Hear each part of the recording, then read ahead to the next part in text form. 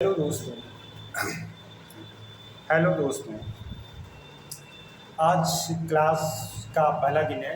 कल मैंने आपको बताया था कि कुछ टॉपिक्स आपको बताएंगे पीसीएस के अकॉर्डिंग, कि जो बहुत ही महत्वपूर्ण है उनके ऊपर हम चर्चा करेंगे। तो आज टॉपिक हमने दिया था प्राचीन इतिहास के बारे में, तो उसी के बारे में आपको हम बताएंगे कि प्राचीन इतिहास में आपको क्या क्या महत्वपूर्ण टॉपिक्स हैं जो आपको पढ़ने चाहिए।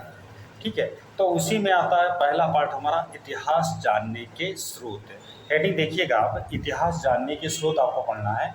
इसमें आपको पढ़ना क्या क्या है, जैसे प्रमुख इतिहास से रिलेटेड जो भी स्थान है, जैसे भीमबेटका गुफा, बाघ की गुफाएं और उड़ावल्ली की गुफाएं, अजंता एलोरा की गुफाएं। इन गुफाओं को आपको अच्छे से तैयार करना है। इसके साथ साथ कुछ प्रमुख घाटियां भी आती हैं, जैसे सोन घाटी, बेलन घाटी और बनास घाटी तथा नर्मदा घाटी। इनसे लगातार प्रश्न आपके एग्जाम में पूछे गए हैं। इसके अलावा आपको देखने को मिलते हैं कुछ पशुपालन के प्रमाण कहाँ मिले हैं, नेशनल और यूपी में। यूपी में अगर हमारे कौन कौन से ऐसे क्षेत्र हैं जहाँ पर ये सारी चीज़ें आपको देखने को मिली हैं। ठीक है, इसको आप अच्छे से तैयार कर लीजिए। इसके अलावा आपके कुछ अभिलेख भी आते हैं जो इतिहास जानने के स्रोत में शामिल हैं, जैसे सती प्रथा का अभिलेख, जूनागढ़ का अभिलेख, ग्वालियर का अभिलेख, ऐहोल का अभिलेख, करमदंडा शिवलिंग का अभिलेख और मथुरा स्तंभ लेख। ये प्रमुख आपके अभिलेख हो गए जहाँ से लगातार प्रश्न आपके एग्जाम में पूछे गए। इसके अलावा भी आते हैं। ये तो हो गया हमारा पूरा टॉपिक कंप्लीट, इतिहास जानने के स्रोत। लगभग आपको इस टॉपिक से एक प्रश्न तो देखने को एटलीस्ट मिलेगा ही। इसके अलावा आता है हमारा सिंधु घाटी सभ्यता, जिसके बारे में आपको क्या पढ़ना है, प्रमुख स्थान, इसकी उत्तरी सीमा, दक्षिणी सीमा, पूर्वी सीमा और पश्चिमी सीमा। इसके अलावा इसके जो प्रमुख स्थान में जैसे हड़प्पा, मोहनजोदड़ो, बनावली, राखीगढ़ी, लोथल, धौलावीरा, आलमगीरपुर, रंगपुर इत्यादि जो भी हमारे प्रमुख स्थान हैं उन स्थानों को पढ़ना है। प्लस उनके खोजकर्ता कौन थे, किस नदी के स्थान पर ये स्थित थे और वहाँ की प्रमुख वस्तुएं क्या क्या प्राप्त हुई हैं जो ऐतिहासिक दृष्टि से महत्वपूर्ण है। इसके अलावा सिंधु घाटी सभ्यता का समाज कैसा था, इसके बारे में आपको पढ़ना है। और वहाँ का इंफ्रास्ट्रक्चर से कई बार प्रश्न पूछे गए हैं, जैसे सड़कें समकोण पर एक दूसरे को काटती हैं, नालियों की व्यवस्था, जल उन्नयन व्यवस्था जो थी, और विशाल स्नानागार, विशाल अन्नागार, इनके बारे में भी आपको पढ़ना है। इसके अलावा आपको देखना है कि समाज कैसा था, अंतर्मुखी था या बहुमुखी था, उनके खेल कैसे थे। ठीक है, इस पर भी प्रश्न पूछे गए हैं, तो ये आप अच्छे से तैयार कर लीजिए। ये कैसी सभ्यता थी, ग्रामीण थी या नगरी थी, इसका समय क्या था। और ध्यान देने वाली बात है कि सिंधु घाटी सभ्यता से कोई भी एग्जाम आप उठाकर देख लो, एटलीस्ट वन प्रश्न आता है। सिंधु घाटी सभ्यता के बाद आपका अगला टॉपिक आता है वैदिक सभ्यता। वैदिक सभ्यता में आपको पढ़ना होगा आर्य के बारे में। आर्य शब्द क्या है, आर्य को भारत में आगमन कब हुआ, क्या साक्ष्य मिले, या आर्य के बारे में किसने भाषाविद ने सबसे पहले इस्तेमाल किया, या आर्य शब्द किसको इंडिकेट करता है। इसके अलावा जो आर्यों का मूल स्थान है वो कहाँ से आया, उसके बारे में आपको पढ़ना है। इसके साथ ही जो समाज था इस टाइम का उसके बारे में पढ़ना। वैसे मेजर जो प्रश्न यहाँ से पूछे गए हैं वो वेद और वेद के अंदर जो स्थित है प्रमुख वाद, प्लस मंडल और प्लस आपके चारों वेदों में से प्रश्न आए हैं। कितने सूक्त हैं इसके बारे में पढ़ लीजिएगा। उपवेद क्या हैं, वेदत्री क्या हैं, और इसके अलावा आप देख लीजिएगा आरण्यक क्या है, उपनिषद क्या है, इनके बारे में यहाँ से प्रश्न पूछे गए हैं। इसके साथ ही साथ वैदिक सभ्यता कैसी थी, ग्रामीण थी, नगरी थी, चारागाह थी, जमींदारी थी, इस पर भी प्रश्न पूछे गए, इसके बारे में आपको डिटेल से पढ़ना है। इसके साथ ही इस समय जो समाज था वो किस तरीके से रहता था, स्त्रियों की दशा कैसी थी, क्या उनको शिक्षा का अधिकार था या नहीं था। प्रमुख ऋषि और उनकी बात पे विशेष ध्यान दीजिएगा। ठीक है, इसके अलावा आपको इसमें देखना है जो ऋग्वैदिक समाज था उसकी कुछ समितियाँ थी, जैसे और सभा और समिति और विदत, ये जो समितियाँ थी इनके माध्यम और इनका क्या रोल था। फिर आता है हमारा उत्तर वैदिक काल। उत्तर वैदिक काल में क्या परिवर्तन हुए, वैदिक काल के कंपेयर में, उनके बारे में आपको पढ़ना है, उसके बारे में जानकारी लेनी है।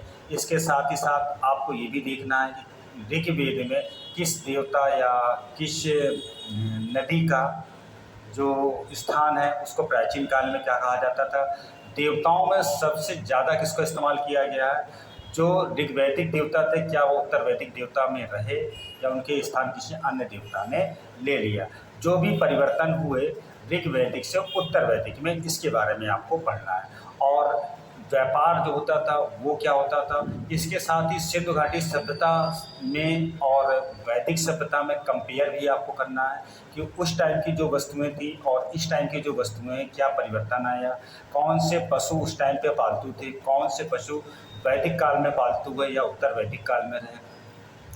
वैदिक काल के बाद फिर हमारा आता है पूर्व 6ठी शताब्दी के प्रमुख आंदोलन, क्योंकि जो भी वैदिक काल में या उत्तर वैदिक काल में हमारे जनपद थे वो बड़े बड़े महाजनपदों में कन्वर्ट हुए और उन्हीं महाजनपदों की बड़े बड़े जनपद में कन्वर्ट हुए, उनमें लड़ाई हुई और वो महाजनपद में कन्वर्ट हुए। ठीक है, तो बड़े बड़े महाजनपदों में भी संघर्ष प्रारंभ हुआ और उसके बाद फिर हमारे अन्य समाज में जो परिवर्तन आया, जो भी हमारा इस पीरियड में जैसे फिलोसफर्स ने जन्म लिया, जैसे प्रमुख आंदोलन हुए इस पीरियड में, जैसे बौद्ध धर्म का आंदोलन। तो बौद्ध धर्म से जो प्रश्न पूछे जाते हैं वो मेनली हमारे पूछे जाते हैं यही कि बौद्ध धर्म के संस्थापक कौन थे, उनके मतलब माता पिता कौन थे और उनके बारे में पूरी जानकारी, उनके प्रथम गुरु कौन थे, कहाँ से शिक्षा ली। इसके अलावा बौद्ध धर्म की विशेषताएं क्या क्या हैं, जैसे मूल सिद्धांत, अष्टांगिक मार्ग, 3 रत्न, 10 शील और मुख्य नियम, ये उसके जो प्रमुख विशेषताएं इसके बारे में, प्लस भाषा क्या थी बौद्ध धर्म की। इसके अलावा उस समय बौद्ध धर्म के प्रमुख ग्रंथ कौन से हैं, ठीक है, इनके बारे में आपको देखना है कि कौन कौन से प्रमुख ग्रंथ हैं बौद्ध धर्म के। इसके अलावा उसमें क्या क्या वर्णन है, यहाँ से प्रश्न पूछे गए हैं।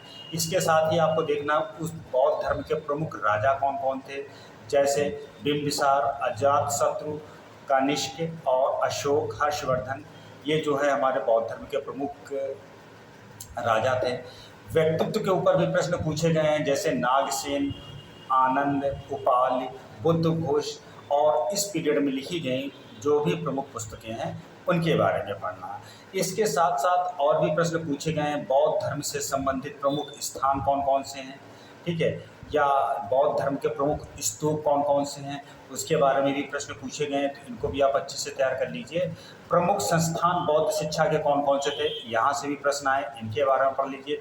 प्रमुख गुफाएं कौन कौन सी थी बौद्ध धर्म से संबंधित, इनके बारे में भी प्रश्न पूछे गए हैं, तो आप इनको भी अच्छे से तैयार कर सकते हैं। ठीक है, जैसे अजंता में पद्मपणि बुद्ध की फोटो बहुत ही पॉपुलर है, कंढेरी में 11 सिरों का बोधिसत्व, ये बहुत पॉपुलर है।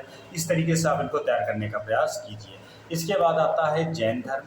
जैन धर्म से जो हमारे प्रश्न पूछे गए हैं वो मेजर हमारे प्रमुख तीर्थंकर कौन कौन से थे और उनके स्थान कहाँ से हैं और उनके प्रतीक क्या थे, ये प्रश्न पूछे गए हैं। कई बार तीर्थंकरों का क्रम दे दिया गया है कि आप सीक्वेंस से लगाइए इनको। जैन धर्म के प्रमुख राजा कौन से थे, इनके बारे में प्रश्न पूछे गए हैं। ठीक है, जैन धर्म की प्रमुख शिक्षाएं क्या हैं, जैन धर्म के मूल आदर्श क्या थे, इनके बारे में भी प्रश्न पूछे गए हैं। तो आप इनको अच्छे से तैयार करने का प्रयास कीजिए और अगर कहीं आपको कोई प्रॉब्लम आती है तो बताइए, मैं आपकी इसमें हेल्प कर सकता हूँ, आपको बता सकता हूँ क्या क्या मेजर इनमें भी आप किन किन पॉइंटों को, वैसे मैंने डिस्कस तो सारा कर दिया है। आपके पास जो भी बुकें हों इन पॉइंट्स को आप बिल्कुल भी मत छोड़िएगा, इनको आप अच्छे से तैयार करने का प्रयास कीजिएगा। कल एंशिएंट हिस्ट्री की लास्ट क्लास होगी जिसमें हम महाजनपद और उसके बाद का पूरा आपको पढ़ेंगे हम राजपूत काल तक। ठीक है, तो आप अच्छे से तैयार करने का प्रयास कीजिए। ये टॉपिक हो गया एंशिएंट हिस्ट्री। कल एंशिएंट हिस्ट्री की सेकंड क्लास है जिसको हम पूर्णतः बताएंगे कौन कौन से टॉपिक आपके लिए बहुत ही महत्वपूर्ण है, इनको आप अच्छे से कैसे तैयार करें। जो भी सोर्स हो, आप जो भी बुक फॉलो कर रहे हो उस बुक को फॉलो कीजिए, प्रैक्टिस कीजिए बैक ईयर क्वेश्चन पेपर से जो भी आपने लिया हो किसी भी पब्लिकेशन का, मैं किसी का नाम नहीं लेना चाहता हूँ, लेकिन आप पढ़िए और इन पॉइंट्स को विशेष महत्व दीजिए क्योंकि यहाँ से लगातार प्रश्न अभी तक पूछे गए। ठीक है, तो अगर आपको वीडियो अच्छा लगा हो तो आप अपने दोस्तों में इसको शेयर कीजिए, बताइए और लाइक कीजिए, सब्सक्राइब कीजिए। Thank you, thanks for watching. मिलते हैं कल फिर एक नए जर्नी के साथ, नए टॉपिक एंशिएंट हिस्ट्री की लास्ट क्लास में। Thanks for watching.